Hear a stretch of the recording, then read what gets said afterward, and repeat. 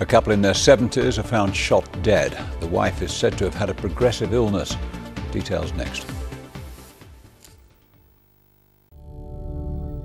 Stay with us for the latest national and international headlines coming up in half an hour. But first, here's the news from where you are.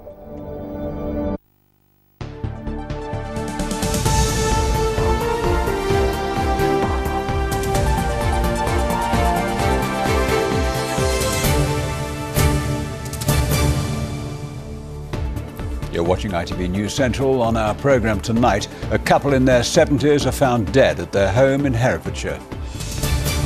Held to ransom, the brothers stranded in the Caribbean unless they hand over thousands of pounds. I was actually left in a cell for 38 hours with 2 broken bones before they actually took me to hospital. Unemployment's falling, but who are the people getting the jobs? And our athletes representing Team GB in the first ever Olympics for injured soldiers.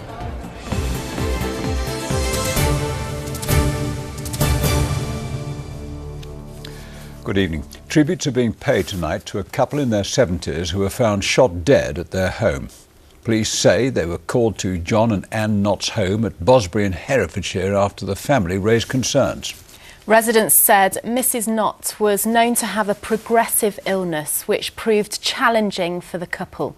Our correspondent Keith Wilkinson reports. It is a picture postcard country cottage in an idyllic Herefordshire landscape overlooked by the Malvern Hills and about a mile and a half from the village of Bosbury. Yet on Monday it became the setting for a terrible tragedy. 70-year-old Anne Knott and her 71-year-old husband John were found dead in the cottage after concerns were raised by relatives. Post-mortem examinations have confirmed each of them died from single shotgun wounds. One theory is they died either in a suicide pact or a murder followed by a suicide. Herefordshire CID are saying they're not looking for anyone else in connection with the shootings. And they say a shotgun registered to Mr. Knott was found here at the scene. The couple were well liked and respected in Bosbury, where they had connections to the local church and community. This is a small, tight-knit community like most villages. This couple were known to lots and lots of people here.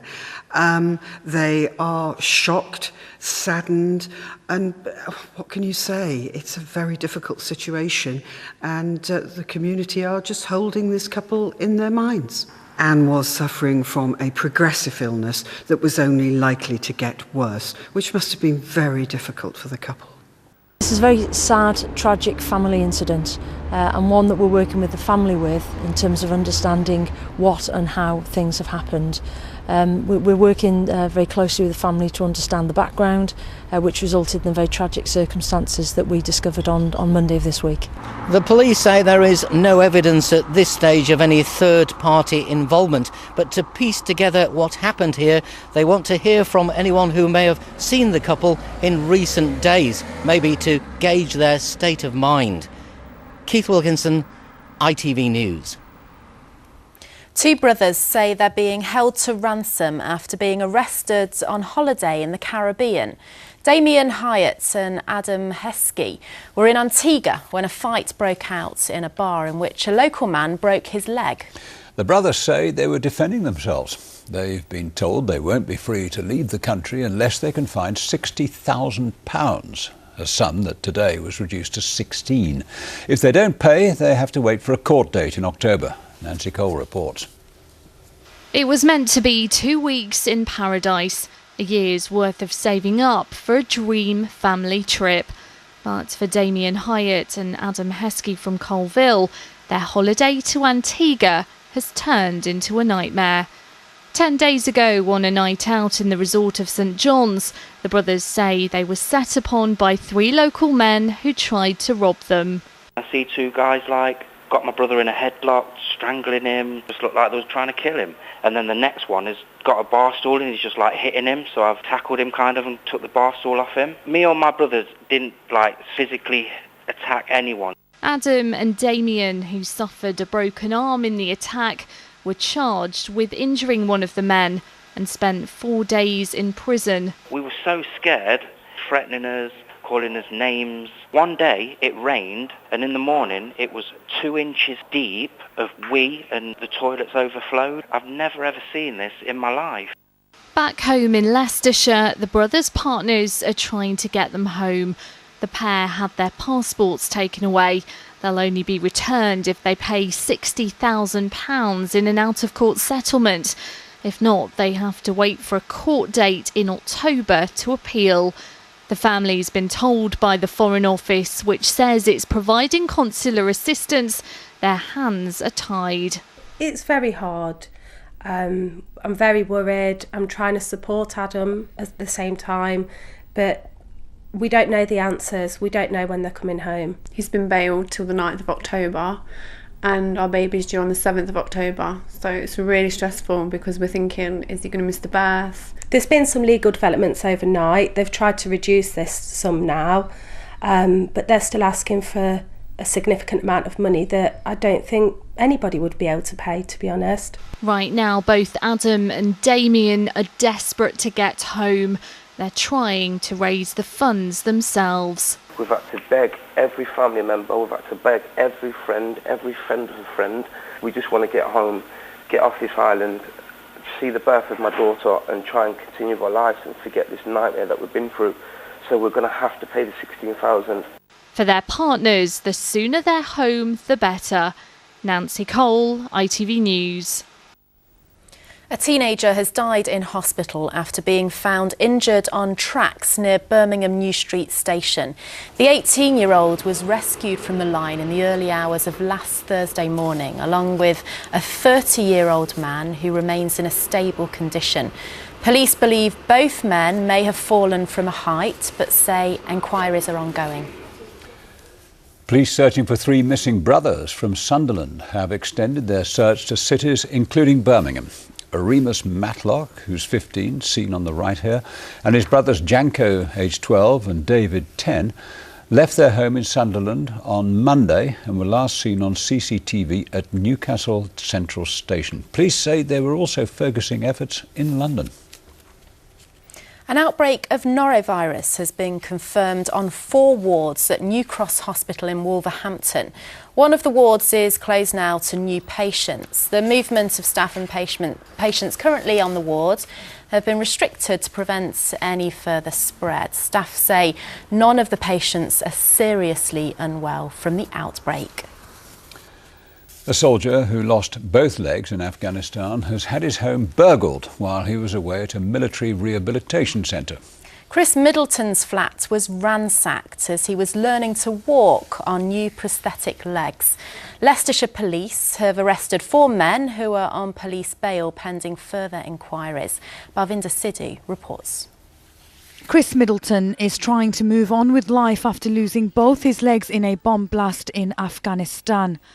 Days away from being discharged from the army and while on rehabilitation, he discovered that he had been burgled. I was looking forward to getting out of the army and starting a new chapter, and then just before I started that new chapter, this happens. Disgusted, and then I was angry and just questioning why this area, why me. It happened last month at his home in Syston in Leicestershire. He was away at Headley Court in Surrey, learning to walk using his new prosthetic legs. The burglars took his televisions and computers, but Chris was more upset by the treatment of his military medal. I mean, they even threw my Afghanistan medal on the floor in my room, which I think if they would have stole that, I would have went absolutely ballistic. But they'd put that on the floor and just to disrespect me in that way, disgusting. He joined the army in 2007 and in 2011 he was sent to Afghanistan. That same year he was injured after he stepped onto an improvised explosive device in Helmand province. Stepped on it with my left leg, that triggered the device and blew off both my legs, one above the knee and one below the knee. Luckily no one else was injured in the blast. Chris used his army income to pay for his belongings and hopes those responsible are caught soon. Bhavinder Sidhu for ITV News. Researchers at Warwick University are testing whether the normal way of dealing with patients with heart failure could be improved by using a placebo drug. Since the 1960s, people suffering from a heart attack have been given a shot of adrenaline. But now experts think that might not be safe. This new study will replace the drug with a saline injection in a select number of patients.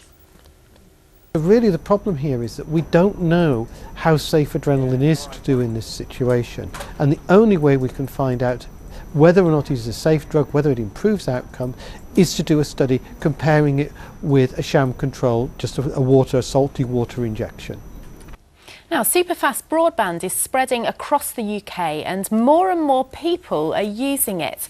Back in 2012, Birmingham was named as one of 10 cities across the UK to get £10 million in government funding to help improve bandwidth for businesses. However, it seems the more people using it, the more problems, even for those who aren't online. Figures show people can end up paying an extra £500 a year if they don't have access to the internet. James Crichton-Smith explains.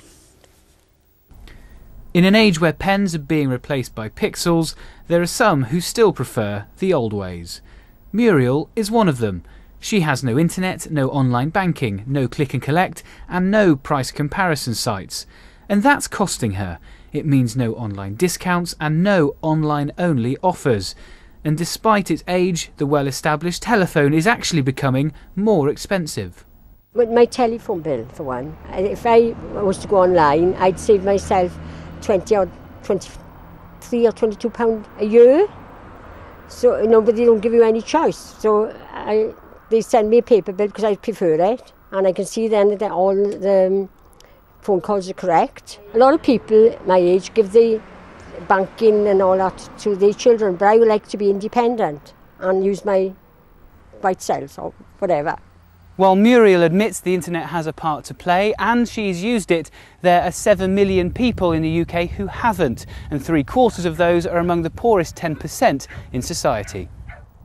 And for those people, it means an online world remains inaccessible. If you're not online, yes, sometimes you do feel like you're being cut out, because there are, if you listen to radio interviews, they will give a website, so you can't find out extra information. You know, so many people are just pushed towards websites, and so a lot of people, they just can't actually access information that they're entitled to.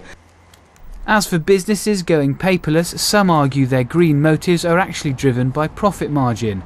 With so many of us now spending upwards of 8 hours a day communicating online, for people like Muriel, a simple letter will do. James Crichton-Smith, ITV News. Oh, those were the days, eh? Yeah. Pen and paper. Yeah. You're watching ITV News Central. The time is 12 minutes past 6. Still to come, the summer of sport continues with the Invictus Games. But can Prince Harry cope without his script?